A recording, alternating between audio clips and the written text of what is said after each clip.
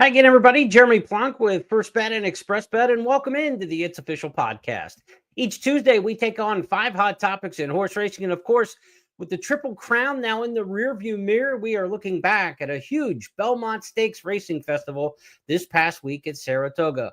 We'll tackle those 5 hot topics in just a moment, and of course, we've got to give homage to the winner of the Belmont Stakes, the Kentucky Derby winner this year, Sovereignty, and he is going to start off this week's Hot Topics with the Goosebump Award. Jeff Siegel instituted this at the beginning of 2025. It's the horse who got you excited most last week. Got the hair standing up on your arm, got the goosebumps on your neck. There's no doubt about it. This past week, it was all about Sovereignty.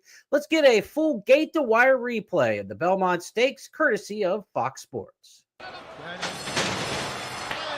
they're off in the Belmont Stakes. And as expected, Rodriguez bounces out very quickly. Uncaged has plenty of early interest, as does Crudo, who sprints up alongside Rodriguez. Journalism secures the 4th spot. Baeza's a little bit keen.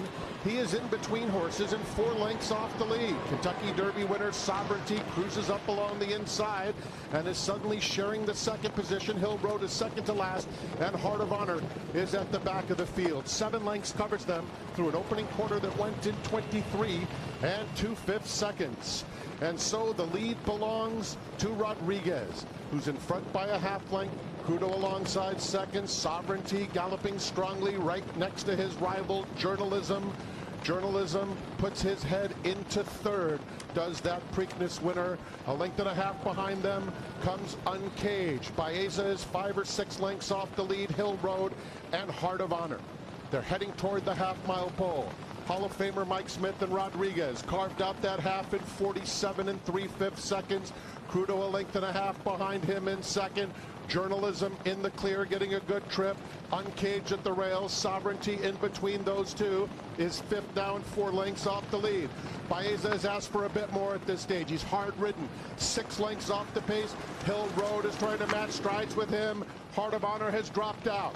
3/4 in 1:12 and 1. Journalism makes a decisive move with 1/4 mile to go, and he takes command of the Belmont Stakes. Sovereignty angles out to try and run him down. It's a rematch of the Kentucky Derby as they come to the 8th bull, and here comes Sovereignty. Sovereignty goes right by Journalism once again, leaving absolutely no doubt who the best 3-year-old in the world is. Sovereignty and Junior Alvarado in the Belmont Stakes.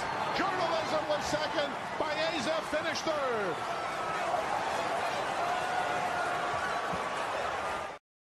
A fantastic performance from Sovereignty. The Kentucky Derby winner comes back and wins the Belmont Stakes for the first time since Thunder Gulch back in 1995 for a Derby Belmont winner. No Preakness in between for those. Thunder Gulch, of course, ran in all 3 legs of the Triple Crown. This is the first time in history that a horse has won the Derby, opted to skip the Belmont or skip the Preakness, and then go on to win the Belmont Stakes. Just a fantastic performance. We'll get more into the details in just a moment, but what does it mean? It means Sovereignty absolutely has the leg up on the 3-year-old championship at this point. You know, he was 3 for 6 coming into this race, and you could make an argument if Journalism beats him and they're head-to-head 1-1, and Journalism has 2/3 of the Triple Crown, the Journalism would have actually been in the lead for the 3-year-old championship. But right now, it looks like it's absolutely Sovereignty's title to take down. The biggest surprise, maybe Tapan Street beating him in the Florida Derby. And what about the camp of Tapan Street thinking what might have been injured prior to the Kentucky Derby and taken off the trail at that point? He beat Sovereignty on the square in the Florida Derby. Both were right where they wanted to be in their form cycles going into that race at Gulfstream Park. But it's all about Sovereignty now. Maybe Tapan Street someday will get to realize how good he could be. But right now, we know Sovereignty is one of the better 3-year-olds we have seen in quite some time. He has really, really put it together at 1.25 miles. We'll talk about the time and the way that he won this Belmont Stakes in our next topic. But when you look at Sovereignty and you look at this current crop, you kind of think back 2007 when we had Street Sense and Curlin winning the first 2 legs of the Triple Crown. Then, of course, Hard Spun was in that mix as well. We had the filly win the Belmont that year, Rags to Riches. This is that kind of crop when you think about those top three runners. Journalism, Sovereignty, Baeza. Baeza kind of gets to play the hard spun role, ran well in the Triple Crown Series, but didn't get a victory out of it. And then, of course, you had the split victories, like Curlin getting the Preakness, Street Sense getting the Derby, with Sovereignty and Journalism this year. But Journalism has to take a back seat, no question about it right now, to Sovereignty. He went right by him at the top of the stretch, like Frank Miramati said in that race call. Tremendous performance from Sovereignty, and we're going to talk about that now in some more detail and look at how the race was won, because our second topic this week on It's Official is the Belmont. There was a different path to the Derby do-over. Yes, we had the 1, 2, 3 finishers from the Kentucky Derby come right back and win and run the same order of finish, but it was a completely different looking race here. When you think about the Kentucky Derby, that race had just such a fast pace. This one, far different kind of pace here when we look at how the race was run and how it was won. Sovereignty ran about 4 lengths faster the first quarter, 4 lengths faster the first half mile than he did in the Kentucky Derby. Much closer to the pace, not giving away as much ground, and he was able to just keep pounding out those splits. No knock to Journalism. He ran a better race than he did in the Kentucky Derby and got nothing to show for it. In fact, the margin actually extended here as the victory margin drew off by 3 lengths in here for Sovereignty. How did he do it on the clock? Let's take a look at the fractions, individual race fractions here for the Belmont Stakes. This according to the Equibase GPS tracking. Opening quarter here for Sovereignty in the Belmont Stakes was 23.70, about 23 3/5 seconds. Journalism was slower to the opening quarter and actually a little bit slower to the half. The opening half. He picked it up a bit. Journalism went a little quicker the second quarter, a little quicker the third. The fourth is where Journalism tried to break it open on the turn there to the top of the stretch. And you see he actually went a good full length and a half faster the fourth quarter than Sovereignty did. But look at this fifth quarter. This is one of the most amazing final fractions you are going to see in a 1.25 mile race. 23.69 for Sovereignty. Incredible. Journalism came home fast. 24 2 for a 1.25 miles for a horse who was pressing the pace is a tremendous come home time. In fact, with the brisk late pace figures, Journalism got a 1:07. He's run big ones in the past, 1:13 in the San Felipe, 1:09 in the Santa Anita Derby. That's why we loved him so much in the Kentucky Derby. He fired a 1:07 here in the Belmont despite pressing the pace, and it wasn't even close to good enough. 1:17 brisk late pace figure for Sovereignty. Just a tremendous come home time there. You think back to this race by Sovereignty. This looks to be, if you look at Travers Stakes, that's really what you want to kind of compare it to. 2 minutes, 0.69 here, much faster than what we saw last year. In fact, Journalism's runner-up in this race would have won last year's Belmont by about 2 3/4 lengths. That's how well Journalism ran on the clock, but it was no comparison to what we saw from Sovereignty. You really want to compare this race to the Travers, a 1.25 miles at Saratoga in terms of times. This would have been the 4th fastest Travers in history when you think back to the big stakes record and track record by Arrogate in 2016, General Assembly in 1979, the Speedball Honest Pleasure in 1976. Those are the only horses in the Travers in August who ran faster than what we saw from Sovereignty in winning the Belmont here in 2 minutes and change. Tremendous performance from Sovereignty, and he did it, like we said, in a completely different way, about 4 lengths faster his individual splits. Now, again, you can say, well, the pace of the Derby was different, and the pace of the Belmont Stakes was easier. There's no question about that. When you look at the fractional splits there, they went to the half in the Kentucky Derby and 48 and change, or and in this race they were able to go 48 and change to the half for Sovereignty, which was better than he did in the Kentucky Derby. So he was able to go about 4 lengths faster the first half mile of this race, and that kept him much closer to the pace, and then the pace was slower. Rodriguez didn't go flying off early, and again, staying closer and being able to punch like that, that's not necessarily what we thought was in Sovereignty's game, in his bag of tricks would be to stay close and still punch. In fact, he had his biggest late punch ever, almost re-breaking at the top of the stretch. Again, when you come home that fast, you think back to that track record in the Travers back in 2016 that we alluded to with that phenomenal performance from Arrogate back then. He went 23.84 the final quarter mile.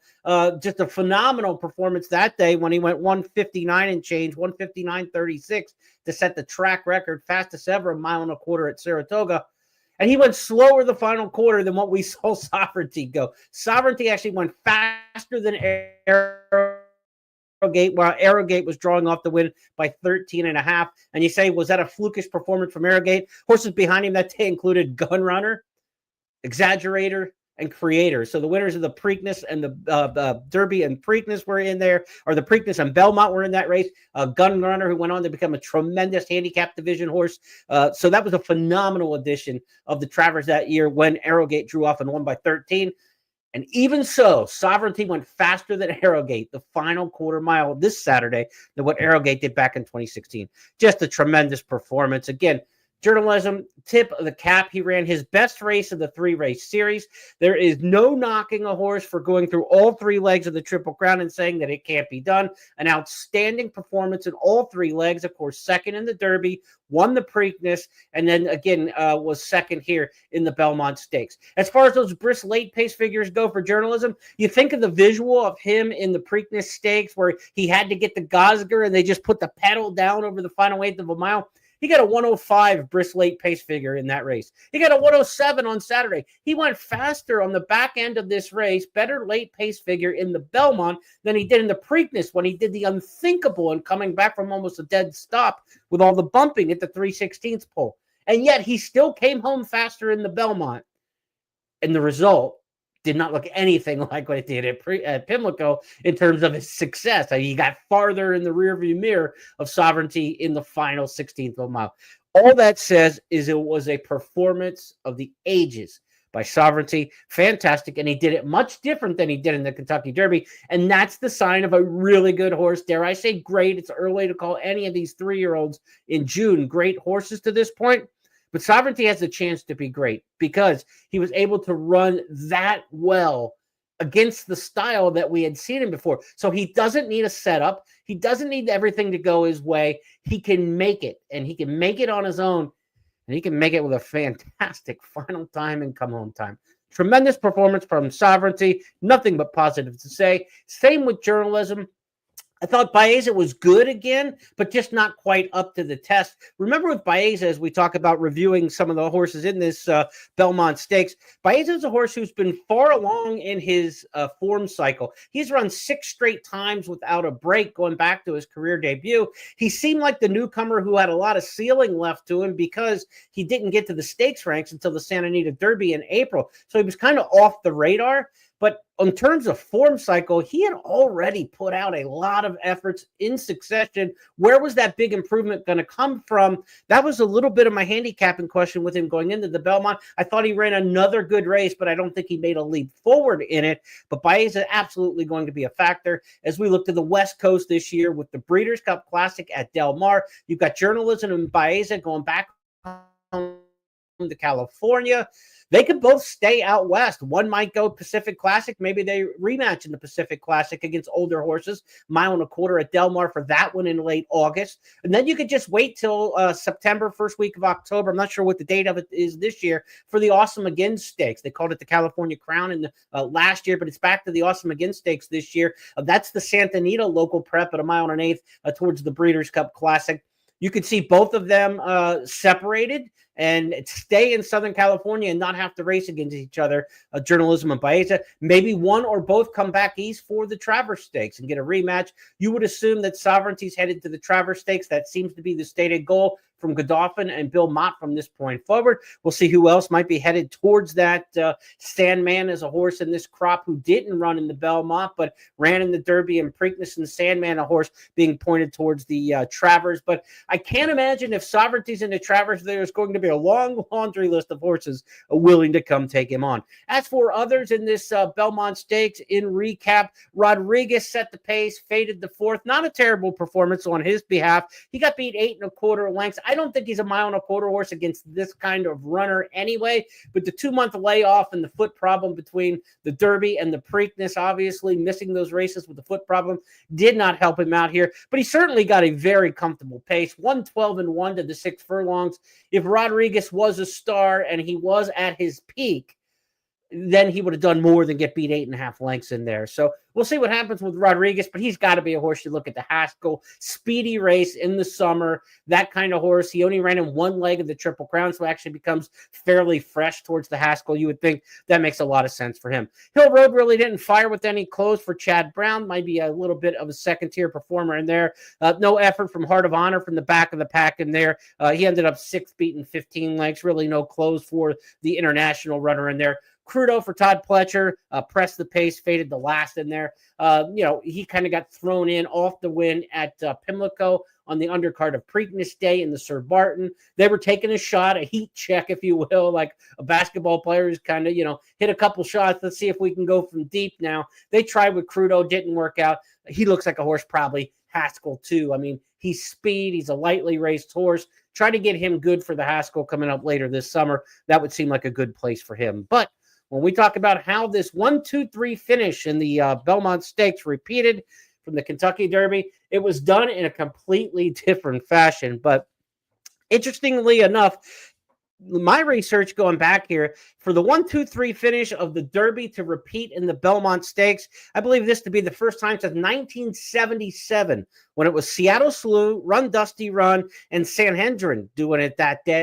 That series, Seattle Slew, Run Dusty Run, and Sanhedrin back in 1977. In 1978, we saw a repeat of the 1-2-3 in the Derby come back in the Preakness and repeat. That was affirmed Alydar and Believe It. They wheeled right back, Derby to Preakness repeating. But for three horses to hold their form from the Derby to the end of the Triple Crown Series, even if two of them skipped the middle leg in between, remarkable. We don't see it often. Again, we're talking 1977, 1978.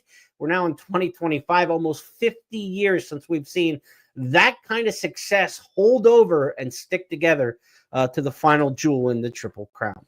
It was a big week at Saratoga last week, not only in the 3-year-old ranks, but stakes up and down the lines. Naira has pretty much put all the chips in the middle of the table for the Belmont Stakes Racing Festival, moving all of their spring and early summer stakes races to those couple of cards for the Belmont Stakes Racing Festival. And there were a lot of top-notch performances. We'll call these the aces of the undercards. And I'm going to start off with what I think was the most impressive undercard performance by any runner. It came in Friday's Bed of Roses. It was on the Acorn undercard. Ways and Means. Wow, she was good in the sprint ranks for the fillies and mares. At the top of the stretch, Ways and Means. Scylla bumping with Irish Maxima as Ways and Means takes command and opens up 3. Now it's 4 coming to the 8th pole. Scylla trying her best, but is nowhere near Ways and Means, who towers over the competition in the Bed of Roses. Ways and Means opening up with every stride, strolls in by more than 6 lengths. Scylla second, Photo for third between. Ways and Means, of course, a filly who loves it at Saratoga. She won the test there last year. Stakes placed as a 2-year-old. She's now 4, and she's one of the top filly and mare sprinters in the country. But this performance, a win by 7 3/4 lengths, how good does that make Copian? Copian just destroyed those fillies and mares in the Derby City Distaff at Churchill when Ways and Means ran third that day. She came back against a good group, Scylla and company, in this race at Saratoga in the Bed of Roses. But they are no match for Copian, and none of these horses were matches for Ways and Means. I thought she was really impressive. She'll try to get back to the Breeders' Cup Filly and Mare Sprint, you can be sure, later this year, probably through Saratoga. Why would you leave Saratoga with that filly at this point as well as she's run? She was 5th last year as the favorite in the Breeders' Cup Filly and Mare Sprint. We're talking about Ways and Means.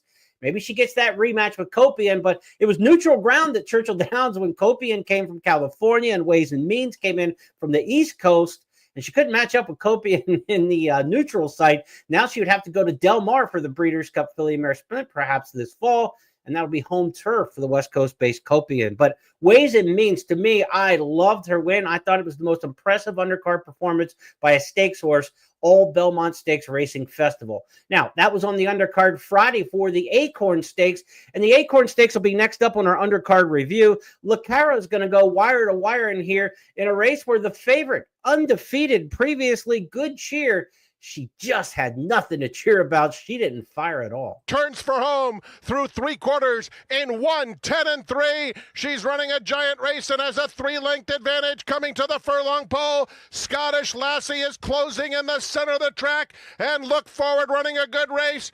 Good Cheer is well beaten this afternoon. It's Lacara with a 4-length lead close to home. Dylan Davis and Lacara all the way in the DK Horse Acorn. A 3.5-length win. Look Forward. Unlike the Kentucky Oaks, she was able to sustain her speed there. In the Oaks, she faded to finish 9th. She carried her speed at Keeneland in the Grade 1 Ashland. So now a couple Grade 1 wins, the Ashland and the Acorn. Good Cheer, no excuse. She's run in the mud before, and this performance was just kind of befuddling. And I wouldn't be surprised if we don't see Good Cheer for a while. This doesn't feel like the kind of performance that you're just going to draw a line through and come back strong with this one. Interestingly enough, she's Godolphin. She's Brad Cox, the Kentucky Oaks winner. Good Cheer, we're talking about, defeated there in the Acorn. But the big filly for the barn was last year's 2-year-old filly champion, Immersive. She's been out with what they reported to be some bone bruising at the early part of the year in January. She's been on the sidelines for the first half of 2025. She's coming back next Saturday in the Monomoy Girl Overnight Stakes at Churchill Downs, talking about Immersive. The champ comes back at the time that the Oaks winner throws in a clunker. You almost feel like the baton's going to be passed here the second half of the year. I don't know what to make of Good Cheer moving forward. She's going to have to prove it to me that she didn't go sour for some reason.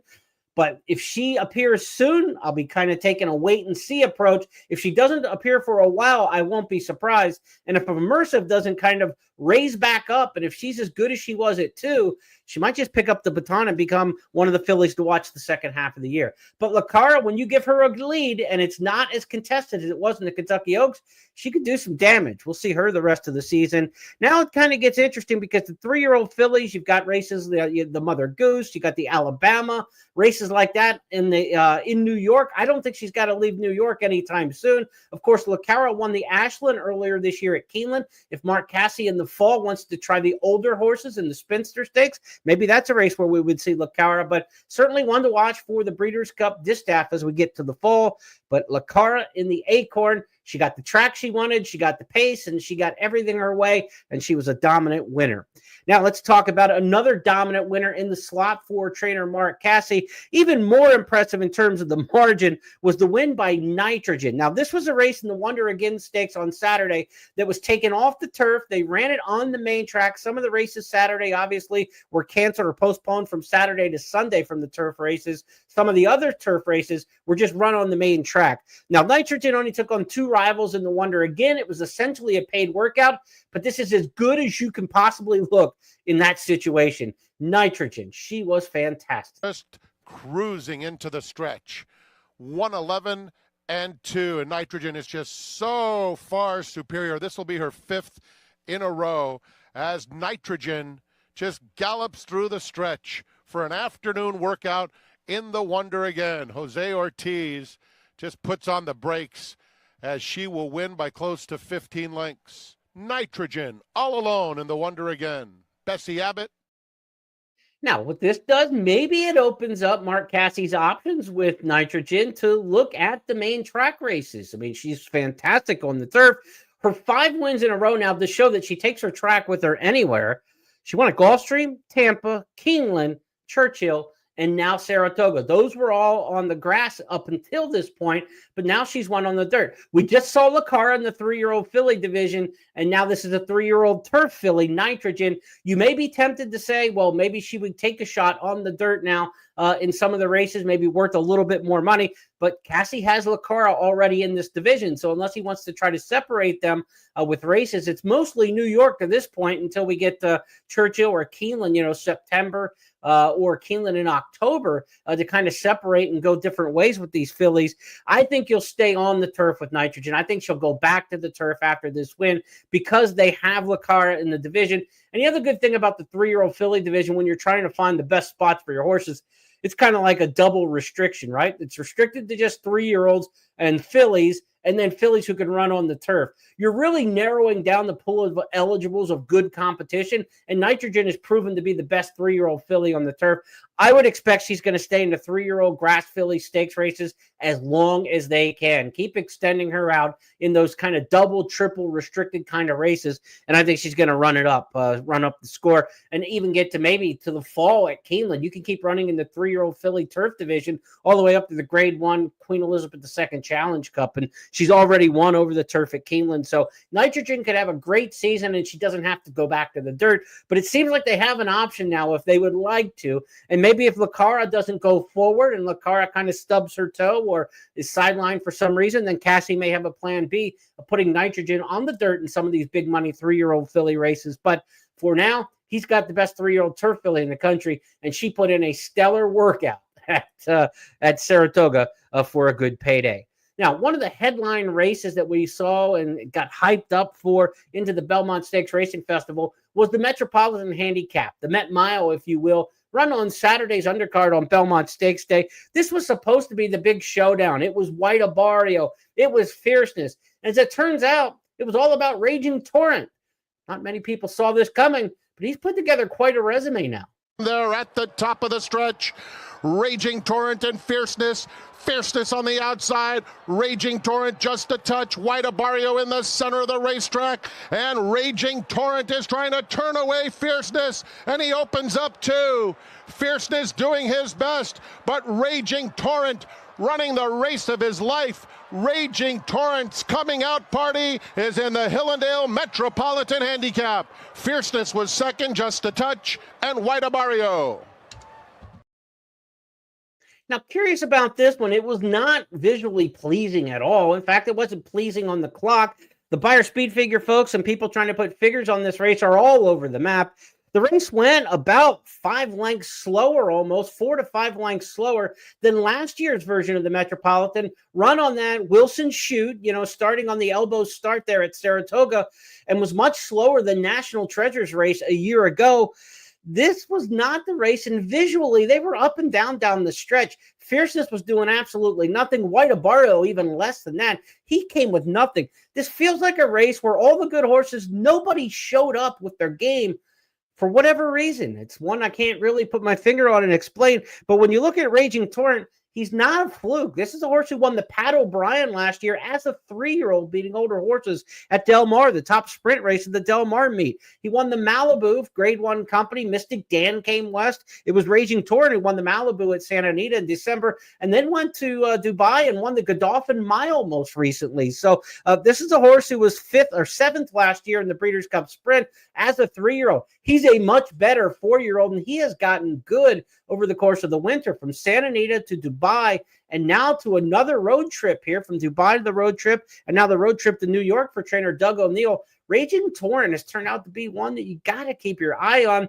Would he be a Breeders' Cup Dirt Mile horse? Could he be a Breeders' Cup Sprint horse? I don't know, all the way back to 3/4, but again, winning the Pat O'Brien at Del Mar last year, he'll have a chance to just stay west now. For all the travel that he's done, the trip to Dubai, the trip to New York, the rest of the year, he could just stay at Del Mar. Of course, he'll be stabled at Santa Anita with Doug O'Neill's barn for part of that time. But certainly Del Mar racing seems to be in the works for Raging Torrent if he can stay healthy. As for Fierceness, as for White Abarrio, it's kind of back to the drawing board there. They were both turning back. These are horses probably towards the Breeders', not probably, they are towards the Breeders' Cup Classic. This is a race you want to win, the Met Mile, obviously a prestigious race worth a lot of money, grade 1 company. Maybe just simply not the 1-turn milers as good as they are around 2 turns, and we'll see both of them get back on their game. You would think Whitney Stakes, a 1 1/8 at Saratoga, would fit in for Fierceness for sure. A race like that would be right what you want to do with him. As for White Abarrio, Safi Joseph, not averse to traveling around. I would not be surprised if White Abarrio might not show up in the Pacific Classic at Del Mar. Mile and a quarter. Safi sent some horses west at Santa Anita just a couple weeks ago. Skippy Longstocking, one of those, of course, to win the Hollywood Gold Cup. So he's not afraid to travel. You've got a horse there who could go back to the Breeders' Cup. We know he can win in a 1 1/4 miles. I would kind of look at White Abarrio as a potential horse, maybe for the Pacific Classic and then the Breeders' Cup Classic. Of course, he did win the Whitney a couple years ago at Saratoga, but I wouldn't want to see White Abarrio head-to-head against fierceness again, probably until we get to the Breeders' Cup. I mean, I would want to see it, but if I owned either one of those horses, I don't think there's any reason for them to run against each other in a big prep race here over the course of the late summer and into the fall. So we'll probably see them head their separate ways. Just a Touch just didn't make that move forward off a couple impressive fast races against lesser competition. He's a pretty nice horse, but Brad Cox has got to figure him out and try to get him going. Now, Brad Cox did get Patch Adams back on the beam in the Woody Stevens on Saturday. This was one of the tougher races of any undercard stakes race we saw all week. And Patch Adams is one of those horses that you could have made the argument last year, watching all the 2-year-olds in America, that his win at Churchill Downs was the most visually pleasing race that I saw basically of any 2-year-old last year in the U.S. They thought this was a major, major Triple Crown prospect. He didn't develop this winter and into the spring for route races, failed in the Tampa Bay Derby, failed in the trip to Oaklawn. But boy, they've got Patch Adams now back sprinting around one turn, and he looked really good in a tough edition of the Woody Stevens. They reach the top of the stretch. Macho Music, Matticat Road means business alongside. And in the center, Patch Adams is finding his best stride with a furlong left to go. Here comes Patch Adams, and he goes by Matticat Road. 3 lengths clear of Citizen Bull in third. Luis Saez and Patch Adams are home free in the Woody Stevens. Patch Adams scores by 3. Matticat Road was a solid second. Big Truz won the photo for third. Nice horse there who ran third, Big Truz from down on the rail. This is the horse I loved at Keeneland. He was my most impressive Keeneland maiden breaker of the spring meet. He didn't debut until 3-year-old season in April at Keeneland, but Big Truz definitely want to keep an eye on off of this good third place finish. He could be a horse we're talking about at Breeders' Cup's time as well. Certainly Patch Adams, one that could be towards the Breeders' Cup sprint, but with the 3-year-olds, you can still run in these restricted stakes races for some good money and in good company. Grade 1 company of the Allen Jerkins at Saratoga back in the summer meet here coming up on Travers undercard. That would seem like a really good spot there for Patch Adams. You got races like the Gallant Bob worth good money at Parks on Pennsylvania Derby Day. At the end of the year, there's the Malibu Grade 1 back December 26th for the 3-year-olds. Could be a kind of race that could end the season for Patch Adams, but he could be definitely a horse that we're talking about Breeders' Cup sprint time. Big Truz also, again, the third place finisher, seems to be one with a lot of ascension still in his game. So I think this is an interesting addition of the Woody Stevens that we'll want to keep tabbing throughout the course of the season. And finally, we wrap up our aces of the undercard with the feel-good story of the Belmont Stakes Racing Festival. It was the final stakes race offered over the 5 days because the Manhattan was one of 2 stakes races, along with the Jaipur on Saturday, that was postponed due to rain and rescheduled for Sunday. And of course, it was just, 2 weeks after the passing of trainer Christophe Clement that his son Miguel sent out the 1-3 finishers in a great performance. Deterministic. Getting choked up talking about it right now. Let's go to the video. Deterministic winning the Manhattan for the Clement family. Far Bridge has been tracking intently, and he's guided off now to come after this front-running Deterministic. These two are clear by 3. Integration is 5 behind them, but it is Deterministic who keeps on rolling on the front end. 2-length advantage. Far Bridge, Integration, Deterministic on the outside. Here's Integration. Here's the line. Deterministic!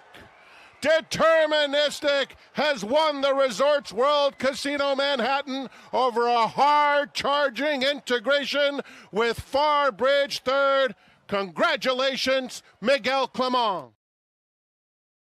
First Grade 1 win for Miguel Clement comes with the horse passed down from his father's stable, and we talked about the Goosebump Award at the beginning of the podcast. It was Goosebumps literally setting up that performance there by Deterministic for me. Just a fantastic way to finish the Belmont Stakes Racing Festival. Deterministic, of course, was a horse who won the Gotham Stakes back in 2024 on the dirt. But after a poor performance in the Wood Memorial, they decided we're not a dirt horse. We're going to turn this horse into the turf runner that so many Christophe Clement trainees over the year had success with. And he's now won 4 of 7 since going on the grass. Good front-running ride, as you would expect from Kendrick Carmouche. Deterministic winner of the Manhattan Stakes. That'll wrap up our aces of the undercards from the Belmont Stakes Racing Festival. Let's go to our 4th topic this week on the big board. Was there too much Saratoga? Can you possibly get too much of a good thing? The late great Hall of Fame trainer Woody Stevens was famous for saying, "It's not the 16 days at Saratoga that get you, it's the 16 nights." The party scene in Saratoga took down many a reveler over the years and still continues to do so. But the funny part about that statement from Woody Stevens is the 16 part. Saratoga used to be a 16-day racing meet, the August place to be, the posters used to say and hang around town.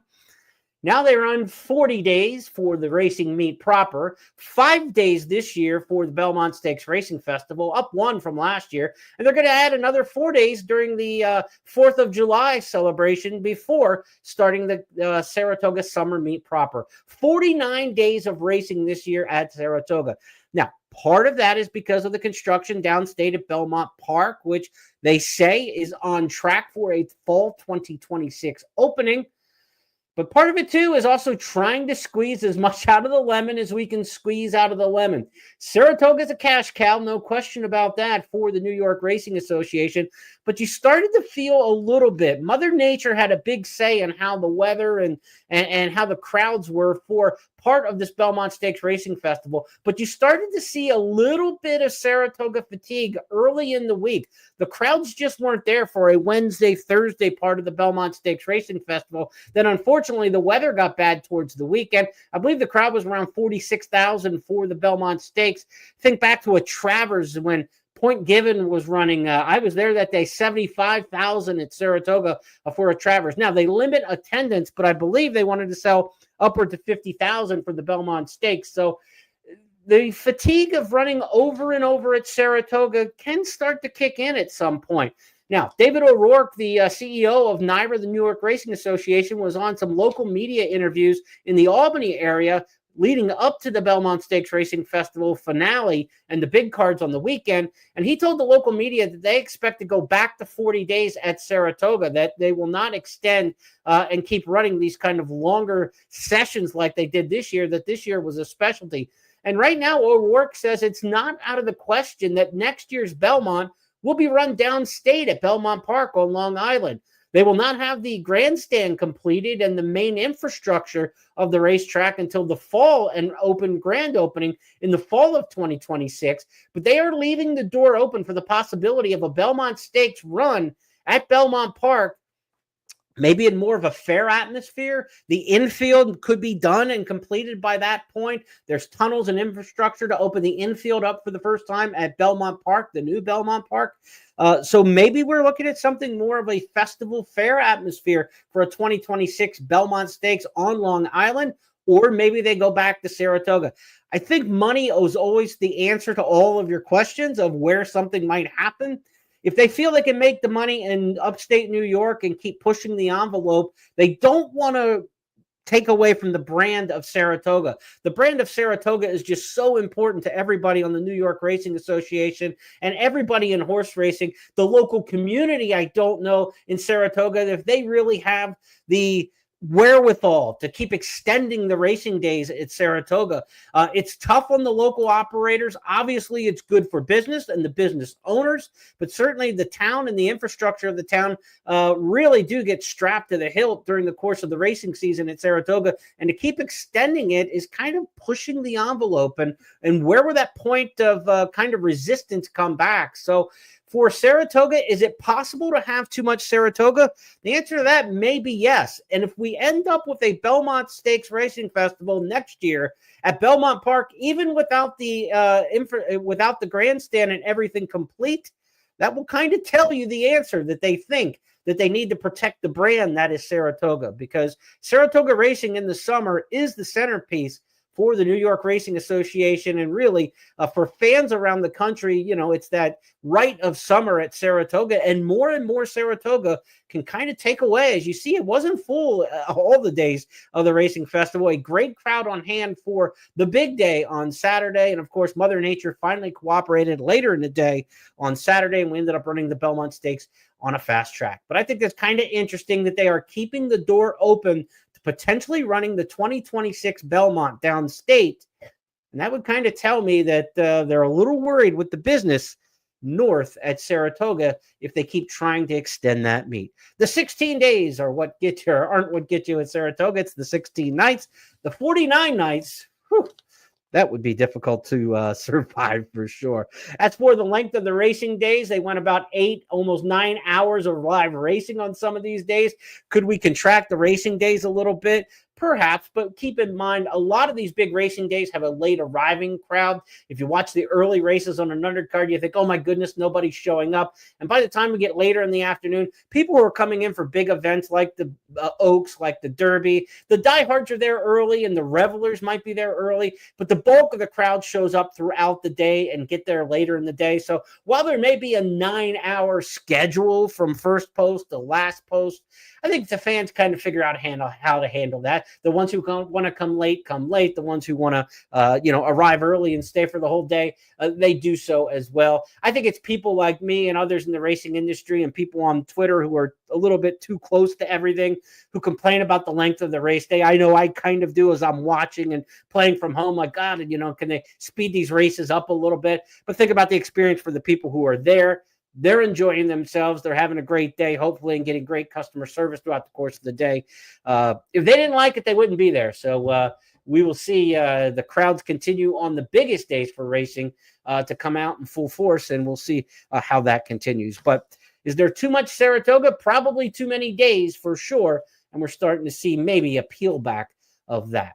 Let's go to our fifth and final topic this week on It's Official as we wrap things up traditionally with our stars of tomorrow. And there was a maiden winner to keep an eye on during the course of the Belmont Stakes Racing Festival. Chad Brown, second-time starter, Asbury Park. This horse was impressive. Race number 8 on Friday in Maiden Company on turf. Keep an eye on this 3-year-old. He is stakes bound. The field turns for home. Ski Bum has been there every step of the way. He's confronted by Solutions, and here comes Asbury Park. Asbury Park just looks like he joined the race now and has run by them all. Asbury Park comes back in style. 4-length lead suddenly. A tremendous afternoon for Flavien Prat. This is his 4th. Asbury Park canters in. Arkhipov second. Tom Collins third. Organizer. Asbury Park, Franco Colt, who is a half-brother to Spanish Mission. Spanish Mission won the Belmont Jockey Club Derby Invitational back in 2019 and wound up being third in the Melbourne Cup, an international star. So this is a half to Spanish Mission. Asbury Park's got a huge future. This was his first starts in Saratoga last August. He is one for the 3-year-old stakes races on the turf that you absolutely have got to keep your eye on here throughout the course of the rest of the season. Asbury Park, our star of tomorrow. Let's review our 5 topics this week on It's Official as we go through the hot topics in racing. This week's Goosebump Award, of course, Sovereignty with the tremendous come-home time, 23-3, the final quarter mile of the Belmont Stakes. We talked about the different path to the Derby do-over, same top 3 in the order of finish, but the horses' journalism and sovereignty in far different positions than they were in the Belmont than they were on Derby Day, and yet both came finishing with their best game. The aces of the undercard included Ways and Means winning the Bed of Roses, Raging Torrent upsetting the Met Mile, Patch Adams in the Woody Stevens, and the heartfelt victory by Deterministic in the Manhattan. Too much Saratoga? Maybe with 49 days of racing. We still have 44 of those remaining. They'll be back to Saratoga 4th of July weekend, and then for the meet proper of the following week. And in our stars of tomorrow, it was Asbury Park for trainer Chad Brown winning on Friday's card, a 3-year-old turfer to keep an eye on. Those 5 topics are now official because Jeff Siegel and I say so. That's the way we play the game. Looking forward to having my partner Jeff back on the podcast when he's ready and fit to do so. On behalf of everybody with First Bet and Express Bet, I'm Jeremy Plonk. Hope you enjoyed the Belmont Stakes Racing Festival. I'll be back on Friday this week for some handicapping notes for the weekend. Scott Shapiro and I will be back for the First Call podcast as we handicap a big weekend of racing at Delaware Park. It's the prep weekend for the Delaware Handicap. It's also the prep weekend towards the Haskell at Monmouth. So we'll look at some of those races of this past weekend. We had some Wi-Fi issues last week and missed the Friday podcast, so we apologize for that, but we look forward to be back live with you on Friday. Have a great week, everybody.